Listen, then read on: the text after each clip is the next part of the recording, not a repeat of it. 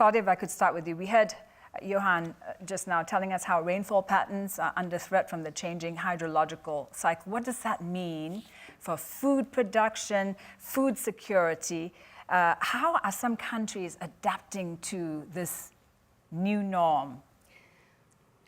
Well, rainfall is really the primary way in which most people will experience climate change. And this new report is so profound in explaining the scale of the change that they're undergoing. The most immediate issues are around extreme droughts and floods and the unpredictability of rainfall. So for food production, which uses 70% of the water out there, fresh water, the question is, how can we provide greater water security so that farmers can provide greater food security? And there really are a range of innovations that we have and that we can continue to use. And they're essential not only in the sort of global market, but very particularly, and this is CGIAR's focus with smallholder farmers, because in Africa, for example, over 95% of the agricultural land is rain-fed, which means that it's directly dependent on rainfall. So what can we do? There are a lot of scientific innovations and practices that we have and that we are continuing to work on that become much more urgent as this unpredictability increases.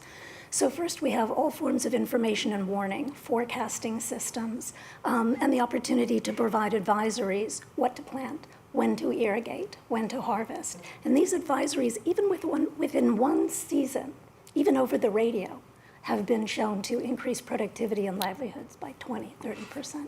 Very powerful. Then there are the adoption of more drought, flood, resilient seeds for crop varieties. We do a lot of that breeding, and moving those onto farms in the right places is really an essential strategy.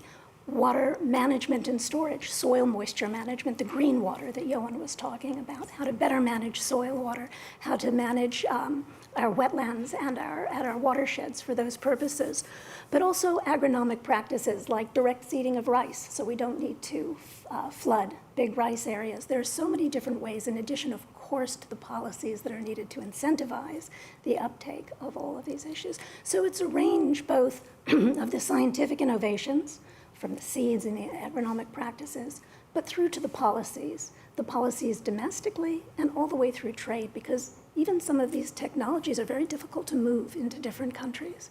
So the ability to move those technologies appropriately is something that we can really work on to help buffer farmers against this terrible uncertainty that they're facing.